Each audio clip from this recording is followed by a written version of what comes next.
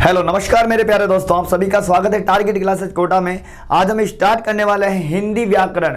और जो हिंदी व्याकरण है हमारी सारे एग्जाम के लिए बहुत ही महत्वपूर्ण रहने वाली है। जैसे रीट मुख्य परीक्षा हो या सेकंड ग्रेड एग्जाम हो या फिर कोई भी टीचर एग्जाम हो या फिर हाई कोर्ट एलडीसी हो या फिर राजस्थान एलडीसी एग्जाम हो या फिर कोई भी अदर पटवारी ग्राम से कोई भी अगर जहां जहां हिंदी आती है वहां के लिए क्लास बहुत ही बेहतरीन रहने वाली है, बहुत ही शानदार रहने वाली है। ध्यान रखिएगा, हम हिंदी को बिल्कुल लो से लेकर हाई तक हर लेवल तक का पढ़ेंगे इसके अंदर। और रोज डेली इस हिंदी की क्लास हम रखने वाले हैं फुल डिटेल के साथ, थ्योरिकल हर कॉन्सेप्ट के साथ, हर नियम के साथ। जो जो नियम बनते हैं हिंदी के चैप्टर के वो सारी बातें हम करेंगे और बहुत ही ट्रिकली इजी से तरीके से पढ़ने का हम पूरा प्रयास इसके अंदर करने वाले हैं। तो बिल्कुल क्लास अच्छी लगे तो शेयर जरूर करना। तो हिंदी के अंदर सभी परीक्षा के लिए रामबाण क्लास रहने वाली है। पूरी क्लास को एक बार अच्छे से जरूर पढ़िएगा क्योंकि बहुत ही शानदार आपका यहाँ से काम हो जाएगा अगर आपके हिंदी ग्रामर का अच्छे से पोर्शन है तो। एग्जाम के अंदर बहुत ही कॉन्सेप्ट से पढ़ने वाले हैं, ट्रिक से पढ़ने वाले हैं ताकि आप बहुत ही चुटकियों में हल कर सके सवालों को बहुत ही आसान तरीके से। देखो बढ़ते हम, आज हमारा जो चैप्टर हम स्टार्ट करने वाले हैं वो है समास। कौन सा चैप्टर है? समास हम स्टार्ट करने वाले हैं। बिल्कुल ज्यादा बातें ना करते हुए बिल्कुल कॉन्सेप्ट पे बात करूंगा और बहुत ही बेहतरीन तरीके से आपको बताने का प्रयास करूंगा। तो आपको क्या करना है, अच्छे से नोट्स बनाना है, पूरे कॉन्सेप्ट क्लियर हो जाएंगे। जिस दिन आपका पूरा चैप्टर खत्म हो जाएगा तो आप समझिएगा कि हर क्वेश्चन आप लगा पाओगे बहुत ही आसान से, बहुत ही ट्रिकली तरीके से। तो देखो सबसे पहले हम बात करते समास के बारे में। हम स्टार्ट कर रहे हैं कहां से? समास से हम शुरुआत कर रहे हैं। समझना है बहुत ही अच्छे से हर बात को और ध्यान से। देखो दोस्तों, देखो जो समास होता है इसका जो शाब्दिक अर्थ जो होता है वो क्या होता है?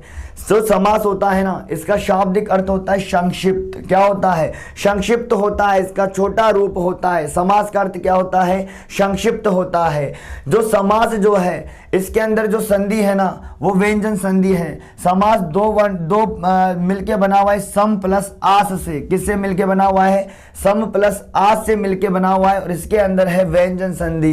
कौन सी संधि है? व्यंजन संधि। देखो सबसे पहले हमें किसी भी अध्याय को पढ़ने से पहले उसका अर्थ पूरी तरह से आना चाहिए।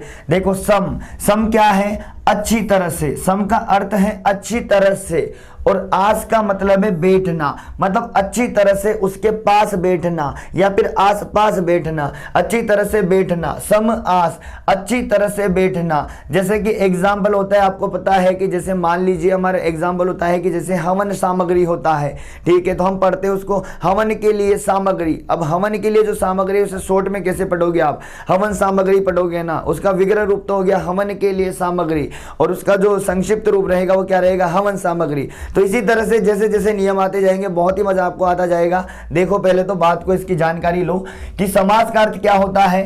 समास का अर्थ होता है संक्षिप्त और संधि की बात करें तो सम प्लस आस से मिलके बना है अच्छी तरह से और आस का मतलब होता है बैठना, व्यंजन संधि। उपसर्ग की अगर हम बात करें यहाँ पर, किसकी? उपसर्ग की अगर हम बात करें तो इसके अंदर उपसर्ग कौन सा है? सम उपसर्ग है। इसके अंदर कौन सा उपसर्ग है बताओ? सम उपसर्ग है।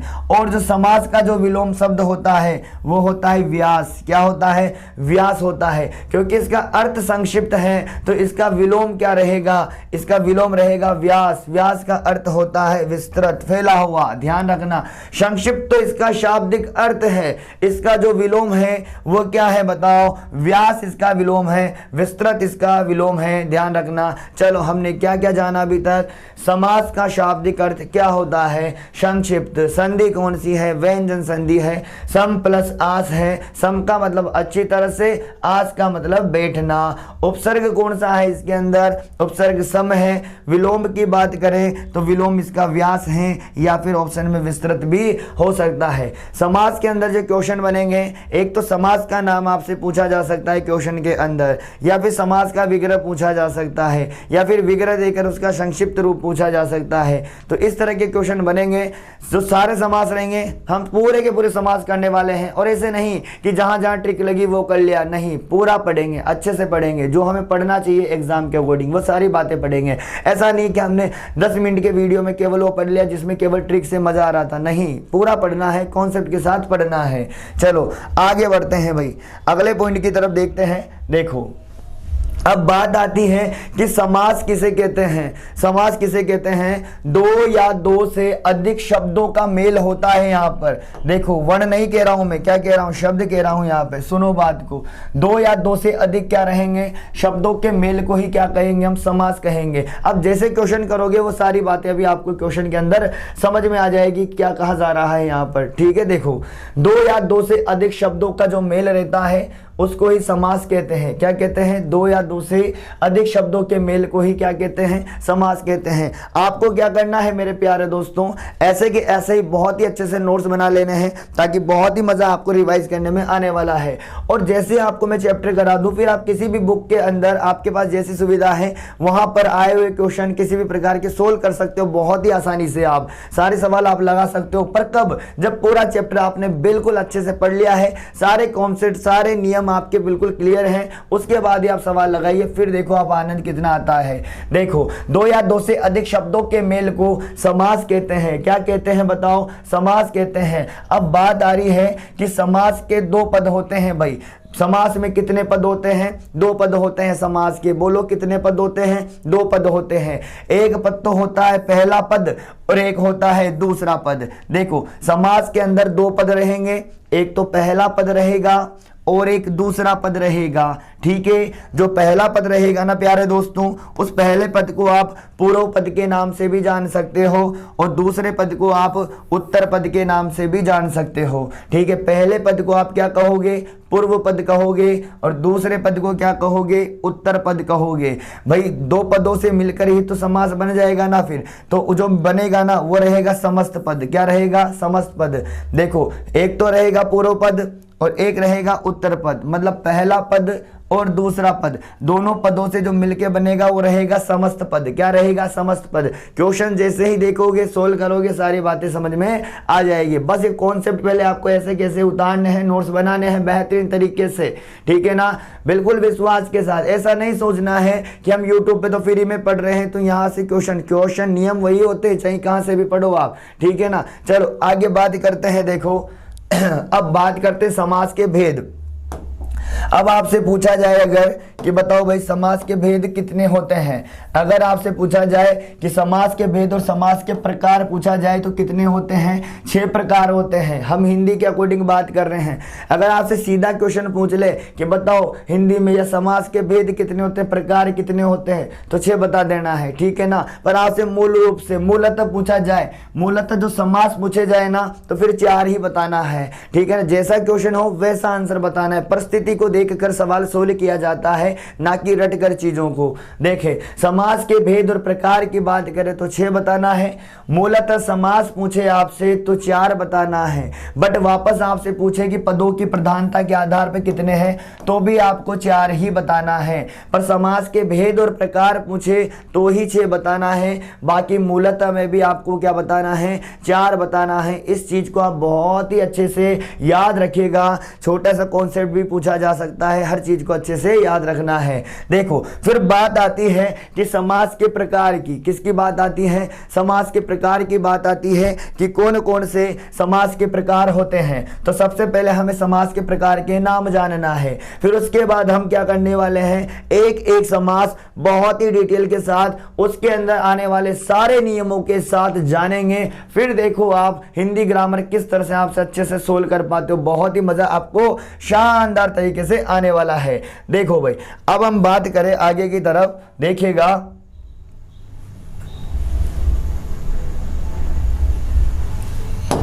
देखो कितने प्रकार है हमारे पास में, 6 प्रकार हैं। एक तो है तत्पुरुष समास, जब जानेंगे तो सारी चीजें जान पाओगे किसको तत्पुरुष समास कहते हैं। बहुव्रीहि समास, एक है द्वंद्व समास, एक है अव्ययी भाव समास, एक है कर्मधारय समास, एक है द्विगु समास। देखो, ऐसा नहीं है कि कुछ चीजें रट ली और आपको चीजें आ गई। जैसे सिखाता जाऊं, उदाहरण सोल्व करते जाना। जितना अभ्यास करोगे उतने ही ज्यादा मजबूत होते जाओगे। सारा गेम अभ्यास पे रहता है। देखो, हिंदी के अंदर रूल सीख लिया, नियम सीख लिया आपने, उसके बाद पूरा गेम आपका किस पे है? अभ्यास पर टिका हुआ है। हमेशा चीजें याद रखना, रटनी नहीं है, अभ्यास करना है, प्रयास करना है। बहुत ही शानदार आपके सोल्व होंगे क्वेश्चन। चलो, कौन कौन से समास है? तत्पुरुष समास, बहुव्रीहि समास, द्वंद्व समास, अव्ययी भाव समास, समास, कर्मधारय समास और द्विगु समास। तो हम सबसे पहले जो पढ़ने वाले हैं वो है कौन सा, अव्ययी भाव समास हम पढ़ने वाले हैं। सबसे पहले देखने वाले हैं प्यारे दोस्तों अव्ययी भाव समास। अच्छे से सीखना है, धैर्य पूर्वक सीखना है, जल्दीबाजी नहीं करनी है, बहुत ही अच्छे से चीजें समझ में आती है और बहुत ही मनसा के साथ, दिल के साथ चीजों को देखोगे तो बहुत ही अच्छे से कॉन्सेप्ट क्लियर हो जाएंगे। देखो अव्ययी भाव समास है सबसे पहले बात। अब हम इसके अंदर पहचान सीखेंगे सबसे पहले तो कि अव्ययी भाव समास की क्या पहचान होती है, किसे अव्ययी भाव समास कहते हैं। इसके अंदर क्या है, अलग अलग तरह से 6-7 तरीके से आपको अलग अलग पहचान देखने को मिलेगी, अव्ययी भाव प्रकार देखने को मिलेंगे। देखो क्या है, पहचान की बात करें तो सबसे पहले देखो इसका नाम ही अव्ययी भाव समास है। अब जिस लड़के को या जिसको सभी को अगर अव्यय भाव की जानकारी याद है तो दिक्कत वाली बात नहीं है, बट अव्यय के बारे में जानकारी याद नहीं है तो अव्यय का नॉलेज आपको होना चाहिए कि अव्यय किसको कहते हैं। देखो पहचान की बात करें तो अव्ययी भाव समास के अंदर क्या होगा, पहला पद आएगा और दूसरा पद आएगा। ये सभी समास के अंदर आएगा, पहला पद दूसरा पद, बस जानना है बात। देखो किसी के अंदर अगर पहला पद अव्यय है, अव्यय को हम अविकारी शब्द भी बोलते हैं ना। देखो अव्यय और अविकारी, पहला पद तो क्या रहेगा, अव्यय रहेगा या फिर अविकारी आप कह सकते हो, दूसरा पद संज्ञा या कुछ भी हो सकता है, पहला पद तो अव्यय रहेगा। अब कंफ्यूज मत हो, सर में तो अव्यय नहीं आता क्या होता है, धीरे धीरे सारी बातें आप सीख लोगे, बस ध्यान से क्लास को पढ़ते रहना।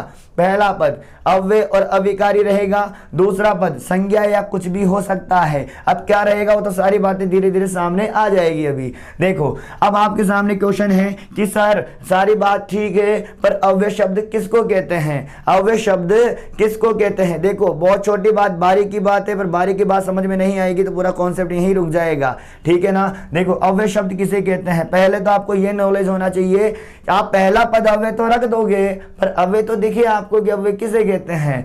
वे शब्द हैं जिन पर लिंग, वचन, काल, पुरुष आदि का प्रभाव नहीं पड़ता है, इस चीज का ध्यान रखना।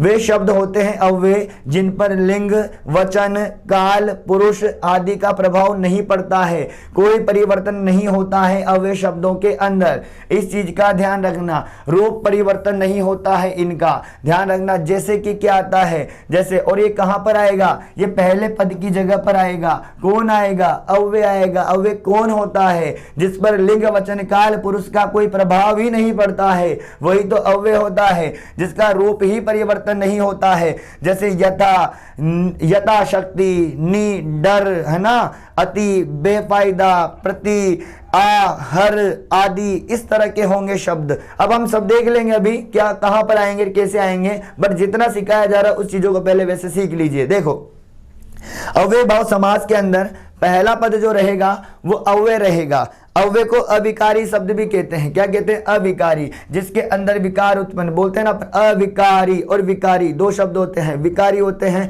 जिनके अंदर तो क्या होता है, परिवर्तन हो जाता है, और अविकारी के अर्थ क्या होता है, कोई प्रभाव ही नहीं पड़ता है, इस चीज का ध्यान रखना। लिंग, वचन, काल, पुरुष का कोई प्रभाव नहीं पड़ता है, रूप परिवर्तन नहीं होता है, यथा, नि, अति, बे, प्रति, आहर आदि इस तरह की चीजें सामने अभी आएगी, धीरे धीरे चीजों को देखना है। और भी नियम इसके आएंगे बहुत सारे, सारा आपने देखोगे तो वीडियो के अंदर आपको अव्यय भाव समास पूरा कंप्लीट नजर आएगा, और उसके बाद धीरे धीरे रेगुलर क्लासों में सारी चीजें आपको सिखाई जाएगी। पर कमेंट करके जरूर जानना, ठीक है। चलो ये तो बात आपको समझ में आई। अब आगे देखो, आप सबसे पहला नियम आप पढ़ने जा रहे हो, सबसे पहला नियम आप पढ़ने जा रहे हो अव्यय भाव समास का, और उसके अंदर आपको अव्यय वाला नियम हमने दिखाया है, उसके बारे में आपको जानना है। देखो आपके सामने क्वेश्चन आया कि यथा रूप के अंदर कौन सा समास है। हमेशा ध्यान रखना, विग्रह हमेशा हर जगह से नहीं पूछा जाता है, यहां से विग्रह वगैरह का क्वेश्चन नहीं बनता है। केवल इतना ध्यान रखिए कि कौन सा समास है, इतनी जानकारी आपको होनी चाहिए। पहले तो विग्रह के क्वेश्चन आगे देखने को मिलेंगे जहां से बनने चाहिए, पर यहां देखो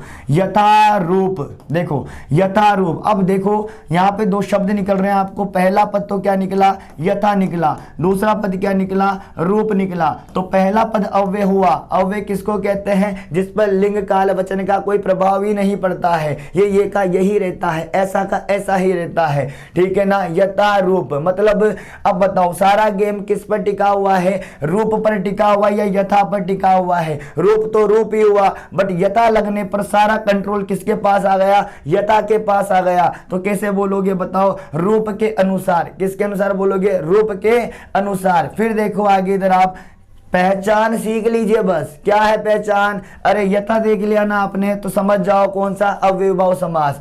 यथा देख लिया तो कौन सा? अव्ययभाव समास। प्रति उपसर्ग देख लिया आपने कौन सा? बताओ अव्ययभाव समास है ना। प्रत्यक्ष के अंदर प्रति प्लस अक्ष, तो प्रति के अंदर भी कौन सा? अव्ययभाव समास है। तो समझो चीजों को ध्यान से। देखो अब यथाशक्ति, अब यथा के अंदर पहला पद कौन सा है? यथा है, और दूसरा पद कौन सा है? इधर बताओ शक्ति है। दूसरा पद कौन सा है? शक्ति है। तो कैसे बोलोगे बताओ? शक्ति के अनुसार। सारा कंट्रोल पावर यथा के पास आ चुका है, तो मतलब पहला पद प्रधान हो रहा है। यहाँ पर पहला पद क्या है? प्रधान है। देखो इधर ध्वनि, देखो ध्वनि पहला पद तो प्रति हो गया और दूसरा क्या हो गया? ध्वनि। तो पहला पद क्या आ गया? अव्यय आ गया ना। तो देखो ध्वनि की ध्वनि, प्रतिध्वनि। देखो प्रत्यक्ष के अंदर प्रति प्लस अक्ष क्या गया? प्रति प्लस अक्ष। देखो प्रति क्या आ गया? अव्यय आ गया। तो पहला पद अव्यय आ गया, दूसरा संज्ञा या कुछ भी हो तो कौन सा समास कहलाएगा? अव्ययभाव समास कहलाएगा। तो क्या लिखोगे? आंखों के सामने। प्रति अक्ष मतलब आंखों के सामने। तो विग्रह पर ज्यादा दिमाग ना लगाएं, केवल पहचान करें कि कौन सा समास है। बस जितना जहां सिखाया जाए उतना ध्यान रखें पहले तो, ठीक है। अब पहले ही दिमाग नहीं लगाना, कोई चीज अपवादित नगर आदि सब चीजें हम अलग से देखेंगे बाद में, पर पहले तो आप सीखिए कि यहां पर अव्यय आता है। प्रथम पद अगर अव्यय आता है तो अव्यय भाव समास रहता है। पहले तो आपको ये जानकारी होनी चाहिए। दूसरी आपको ये पता होना चाहिए कि अव्यय कौन कौन से होते हैं, ताकि आप जल्दी से पकड़ पाओ क्वेश्चन को। अगर आपको अव्यय का नॉलेज नहीं रहेगा तो क्वेश्चन कैसे पकड़ोगे? तो अव्यय का नॉलेज आपको होना जरूरी है। देखो आ जन्म, तो आ प्लस जन्म। अब बताओ जन्म पे गेम नहीं टिक रहा, आ पे टिक रहा है। जन्म मिस तो जन्म ही बोलोगे, पर देखो आ का मतलब जन्म से। आ जन्म, सूरदास जी आ जन्म अंधे हैं, मतलब जन्म से ही क्या है? अंधे हैं। तो पूरा किस पे टिका हुआ है गेम? आ पे। और आप आ क्या है? अव्यय है। प्रथम पद क्या आया? आ आया, और आ अव्यय है तो इसलिए क्या हो गया? अव्यय भाव समास हो गया। फिर देखो आमरण, आ प्लस मरण। देखो आमरण में मरण तक, ठीक है। बेफायदा, देखो बे और फायदा, बे क्या आ गया? यहाँ पे अव्यय आ गया, मतलब बिना फायदे के। आ गई बात समझ में? इन चीजों का ध्यान रखना। और एक चीज बताऊं, अव्यय के अंदर लिंग वचन काल का कोई प्रभाव नहीं पड़ता है। उसका आप क्या करके देख सकते हो? बहुवचन करके देख सकते हो, लिंग में बदल के देख सकते हो, क्योंकि उनमें क्या प्रभाव नहीं होता है। उनके आपको बहुवचन नहीं दिखेंगे। समझ गए किस तरह से? जैसे कि मान लीजिए निडर आया शब्द आपके सामने, क्या आया बताइए? मान लीजिए आपके सामने आया निडर, क्या आया? निडर। तो कैसे बोलोगे? नी प्लस डर। अब देखो नी प्लस नी आया मतलब बिना डर के, क्या आया? बिना डर के। तो निडर का निडरो थोड़ी करोगे आप, बहुवचन नहीं बन रहा है, मतलब लिंग वचन काल का कोई प्रभाव ही नहीं पड़ता है ना। उसे ही तो विभव समास कहते हैं। बहुत अच्छे से समझना, प्रैक्टिस करोगे तो चीजें ज्यादा अच्छी से और तगड़ी समझ में आएगी, ठीक है। अब दूसरे नियम पे आते हैं, क्लास में बने रहना। अब जो आगे के नियम आएंगे बहुत ही शानदार है, बहुत ही बिल्कुल सिंपल है। देखो कौन कौन से इसके अगले नियम है। दूसरे नियम की हम बात करते हैं किसकी? अव्ययभाव समास की। एक ही उदाहरण नहीं है अव्ययभाव समास का, अलग अलग नियम है, अलग अलग कॉन्सेप्ट, आपको पहचानना पड़ेगा। जैसे जैसे आप प्रैक्टिस करते जाओगे ना, वैसे आपको चीजें पता लगती रहेगी। देखो नियम की बात करें, अगले नियम की। पहली बात तो सारे नियम किसके पढ़ा रहा हूं अभी मैं? अव्ययभाव समास के आपको पढ़ा रहा हूं, इस चीज का जरूर ध्यान रखना। देखो आपके सामने क्वेश्चन आया, जैसे मान लीजिए पास पास, क्या आया बताओ? पास पास। या फिर आपके सामने आया गांव गांव, क्या आया बताओ? गांव गांव आया। तो देखो पल पल आया, या घर घर आया, या धीरे धीरे आया, या चेहरे चेहरे आया, या साफ साफ आया, या पास पास आया, या गांव गांव आया। इसके अंदर क्या देखने को मिल रहा है मेरे प्यारे दोस्तों? ऐसे क्वेश्चन में क्या देखने को मिल रहा है? इसके अंदर एक ही शब्द की क्या हो रही है? पूर्णावर्ती हो रही है। वापस वो शब्द रिपीट हो रहा है, पल पल, घर घर, धीरे धीरे, चेहरे चेहरे, साफ साफ, पास पास, गांव गांव। मतलब एक जैसे दो पद साथ में आए हैं, एक जैसे दो पद साथ में आए हैं। प्रथम पद देखिएगा आप और दूसरा पद देखिएगा, दोनों पद एक जैसे हैं और दोनों एक साथ आ जाएं। भैया दोनों पद एक जैसे हों और एक साथ आ जाएंगे, वो इस तरह से पूर्णावर्ती अगर नजर आ रही है, अगर ऐसी कंडीशन आपको दिख रही है, तो ऐसे में भी कौन सा समास रहेगा बताओ? अव्ययी भाव समास रहेगा। कौन सा रहेगा? अव्ययी भाव समास रहेगा। जब दो शब्द एक जैसे आ जाएंगे, पूर्णावर्ती हो जाएगी, तो क्या बोलोगे? अव्ययी भाव समास। हुआ ना आसान? चलो आगे बढ़ते हम अगले पॉइंट पर। अब बात करते हैं नियम 3 की तरफ। यह भी अव्ययी भाव समास का ही उदाहरण है। किसका है बताओ? अव्ययी भाव समास का ही नियम है ये भी। पर आपके एग्जाम में कौन सा आ जाए वो कोई भरोसा थोड़ी ना है, तो प्रैक्टिस आपको सारे एग्जाम्पल की होनी चाहिए। देखो नियम तीसरा क्या कह रहा है, अब प्रश्न को पढ़िएगा। देखो मान लीजिए मैंने लिख दिया यहाँ पर कभी न कभी, क्या लिख दिया? कभी न कभी, या फिर लिख दिया गोलम गोल, या फिर लिख दिया टालम टोल, है ना, टालम टोल। उसके बाद लिख दिया आपको काम ही काम। इस तरह से चीजें लिखनी है, जैसे भागम भाग। तो ऐसे शब्द आपको पढ़ने में क्या नजर आ रहा है? ऐसे पढ़ने में हमें नजर आ रहा है कि जब एक समान दो पद आ रहे हैं, देखो गोल गोल, आ रहा नहीं आ रहा बताओ? आ रहे हैं ना। देखो ये भी गोल, ये भी गोल, ये भी टाल टोल, काम काम, है ना। इस तरह से कभी और कभी, जब भैया क्या हो, एक समान दो पद आ जाए और उनके बीच में या तो म आ रहा हो, क्या आ रहा हूं म, या फिर उनके बीच में क्या आ रहा हो? ही आ रहा हो, या फिर उनके बीच में न आ रहा हो। ध्यान रखना, दोनों एक जैसे शब्दों के बीच में या तो म आ रहा हो, या ही आ रहा हो, या न आ रहा हो, तो ये कौन सा समास रहेगा? अव्ययी भाव समास रहेगा। कौन सा रहेगा बताओ? अव्ययी भाव समास। याद रख लेना महीन, याद रखना महीन, या तो बीच में म आएगा, या ही आएगा, या न आएगा, तो कौन सा समास रहेगा? अव्ययी भाव समास रहेगा। जैसे गोलम गोल, टालम टोल, भागम भाग, कभी न काम ही काम, कभी न कभी, इस तरह के क्वेश्चन आपको देखने को मिलेंगे। तो आपको बताना है, पहचान है ये, ध्यान रखना। कैसे पहचानोगे? इससे पहचानना है, महीन से। इनमें से कोई भी आपको बीच में देखने को मिल जाएगा, ठीक है ना। आगे बढ़ते हैं भाई, अगले पॉइंट की तरफ आते हैं। देखो आगे बढ़ते हैं, नियम अगला नियम देखो, ये भी अव्ययी भाव समास का है। बिल्कुल ऐसे कैसे उतार लेना है, चाहे आप राजस्थान एसआई का दो, चाहे रीट मुख्य परीक्षा दो, चाहे सेकंड ग्रेड का एग्जाम दो, कोई भी आपका एग्जाम हो, जहां जहां आपके ग्रामर आ रही है, सारी चीजें कवर होती चलेगी, जो एग्जाम के लायक बेहतरीन इंपोर्टेंट है। ध्यान रखना, ठीक है। देखो अगली बात करते हैं हम, कौन सी बात करते हैं? अगले नियम की। और नियम तो वापस किसी का है बताओ? अव्ययी भाव समास का ही है। किसका है बताओ? नियम तो अव्ययी भाव समास का ही तो है नियम। चलो सारे नियम किसके चल रहे हैं? अव्ययी भाव समास के चल रहे हैं, पर सभी नियम की कंडीशन कहीं ना कहीं थोड़ी थोड़ी अलग है, पर प्रैक्टिस करोगे तो सारी चीजें इजी हो जाएगी। देखो जब एक समान, पहले तो प्रश्न पर ध्यान दो। देखो जैसे आपके सामने आया फटाफट, क्या है बताओ? फटाफट, या फिर आया धड़ाधड़, या फिर आया दिनों दिन, या फिर रातों रात, या फिर आया बातों बात, इस तरह के शब्द आ रहे हैं। या फिर आया खटाखट, फटाफट, धड़ाधड़, बातों बात, दिनों दिन। क्या देखने को मिल रहा है मेरे प्यारे दोस्तों? देखने को मिल रहा है एक जैसे शब्द नजर आ रहे हैं, आ रहे हैं नहीं आ रहे हैं। जब एक समान दो पद मिलकर एक नया पद बना रहे हैं। देखो अब आप सोचोगे सर ये तो सारे नियम अलग अलग है। अरे नियम अलग अलग है तो क्या, नियम तो सारे एक जैसे हैं, बट बाकी समास तो अव्ययी भाव समास ही निकल के आ रहा है ना। जब एक जैसे शब्द आते नजर आ रहे हैं आपको, सेम टू सेम वाले, और दोनों पद मिल जाएं या दोनों थोड़ा अलग अलग भी रहें, तो भी आंसर तो अव्ययी भाव समास ही निकल के आ रहा है। क्या निकल के आ रहा है? अव्ययी भाव समास ही निकल के आ रहा है, ठीक है ना। देखो जब एक समान दो पद मिलकर नया पद बनाए, जब एक समान दो पद मिलकर क्या बनाए? नया पद बनाए। जैसे देखो यहाँ पे देखो फट और फट मिलकर दोनों ने क्या बना दिया? फटाफट। मतलब मतलब फटफट के साथ। फिर देखो धड़ और धड़ ने मिलके क्या बना दिया, धड़ाधड़, मतलब धड़ धड़ के साथ।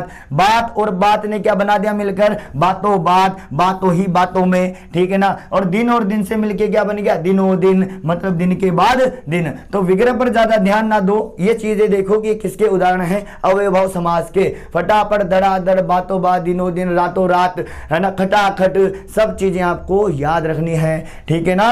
चलो आगे बढ़ते हैं, देखो भाई आगे बढ़ते हैं, देखिएगा अगला नियम बहुत ही बेहतरीन नियम है। अगला भी सारे उदाहरण अव्ययभाव समास के ही चल रहे हैं। किसके चल रहे हैं, अव्ययभाव समास। मतलब इतने कम समय के अंदर आप अव्ययभाव समास का सारा सॉल्यूशन पालोगे। अब देखो इस नियम के अंदर आपको क्या याद रखना है मेरे प्यारे दोस्तों, इस नियम के अंदर आपको याद रखना है, देखो यदि उत्तर पद के अंदर, इतनी देर से हम बात कर रहे थे पहले पद प्रधान होता है, पहला पद प्रधान होता है, बट कंडीशन, ये नियम क्या कहता है, ये नियम कहता है, दो पद दिखाए आपको मैंने, एक पद तो है पूर्व पद और एक है उत्तर पद। जो पूर्व पद होता है वो तो पहला पद होता है, उत्तर पद जो होता है वो दूसरा पद होता है, ये आपको पता है। अब देखो यदि उत्तर पद के अंदर, मतलब इस जगह पर यदि उत्तर पद के अंदर या तो अर्थ या अनुसार आ जाए, या फिर पूर्वक पार आ जाए, या भर उपरांत आ जाए, देखो इनमें से कोई भी शब्द आ सकता है। कहां पर,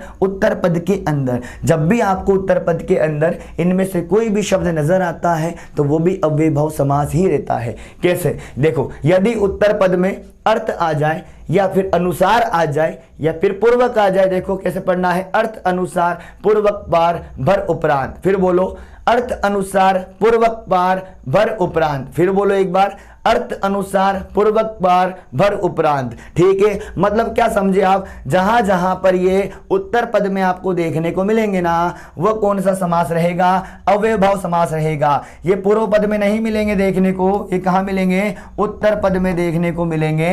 इस चीज का जरूर ध्यान रखना भैया। ठीक है, अब सबसे पहले आते हैं हम कौन से वाली टाइप पर। सबसे पहले इसमें हम देखते हैं अर्थ का उदाहरण। एक उदाहरण में आपको किसका दिखाता हूं, सबसे पहले अर्थ का दिखाता हूं। देखो अर्थ वाली टाइप देखिएगा कैसे आएगा अर्थ का।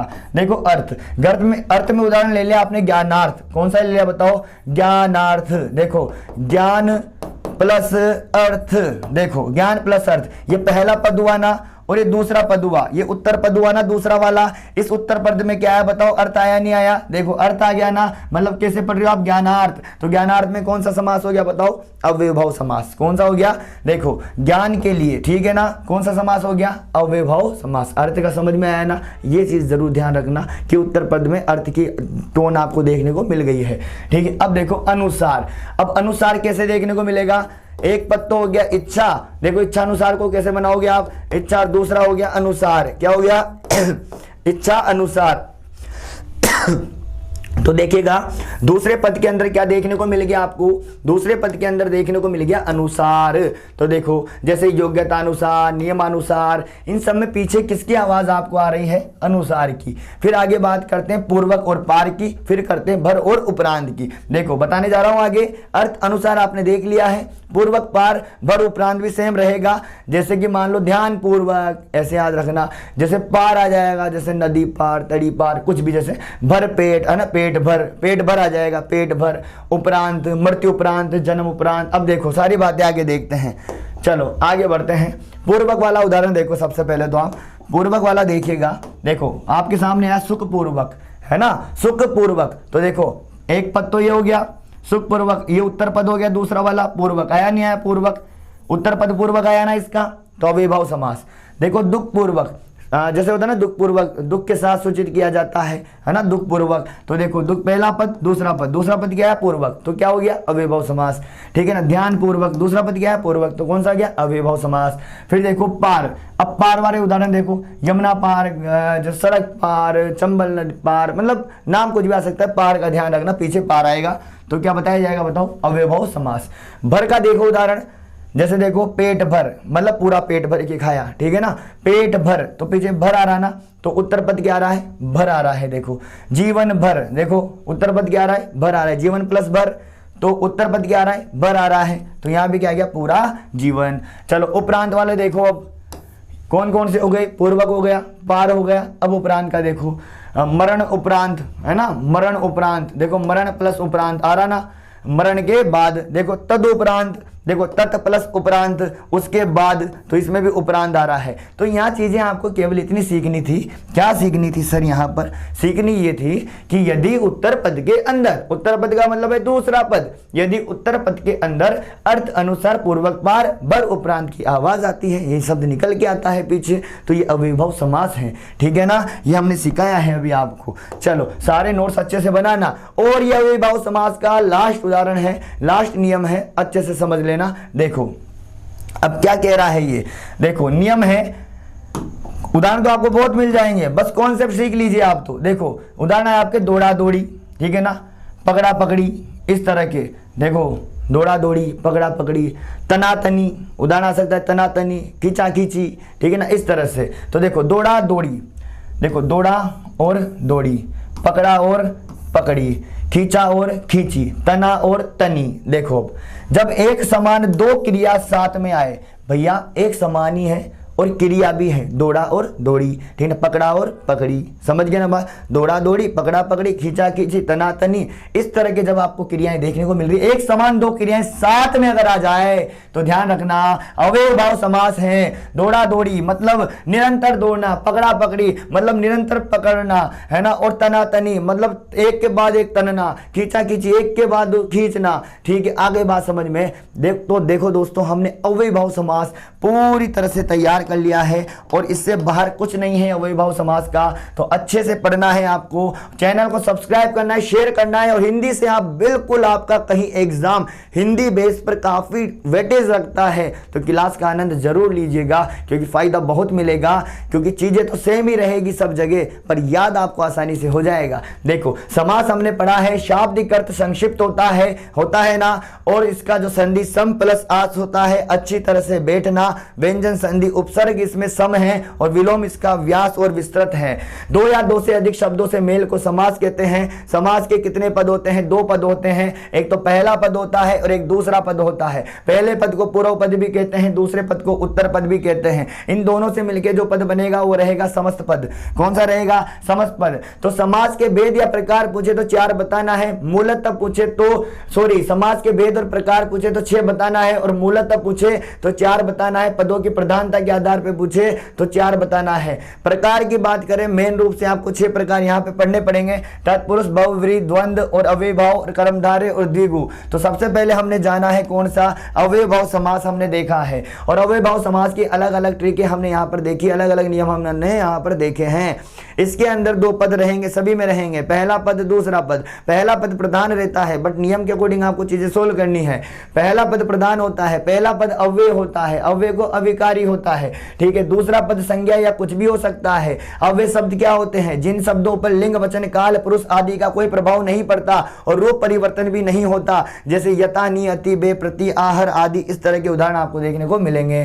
तो ये सारी चीजें आपने देखी, जहां पर उपसर्ग वगैरह देखने को मिल रहे थे, अव्यय देखने को मिल रहे थे, वहां पे कोई भी प्रभाव नहीं पड़ता। इस चीज को देख लेना, उसका क्या करके देख लेना, लिंग, वचन, काल के आधार पर प्रभाव पड़ रहा है नहीं पड़ रहा है, चेक करके देख लेना, पता लग जाएगा, ठीक है ना। नियम की बात करें, अगला शब्द की पुनरावृत्ति अगर हो जाए, एक जैसे शब्द 2 पद एक साथ आ जाएं, अगर एक जैसे पद साथ आ जाएं, साथ में भी देखो, धीरे धीरे, घर घर, चेहरे चेहरे, साफ, इस तरह से अव्ययभाव समास रहेगा। जब एक समान 2 पदों के मध्य, जब एक समान 2 पद होंगे, वो तो आपने याद कर ही लिया, जब एक समान 2 पद साथ आ जाए तो अव्ययभाव समास रहेगा। बट यहाँ पे बात क्या है, एक समान 2 पद तो साथ आए जाए, पर साथ में बीच में म भी हो सकता है, ही भी हो सकता है, ना भी हो सकता है। गोल और गोल के बीच आ गया म, गोलम गोल, टाल टाल के बीच टोलम टोल, टालम टाल, काम ही काम के बीच में ही आ गया। तो इस तरह से आपको याद रखनी चीजें। देखो जब एक समान 2 पद मिलकर नया पद बना ले, अब एक समान चीजें देखो, एक समान पद देखो, फट फट, दोनों मिलके फटाफट, दड़ दड़, दड़ा दड़,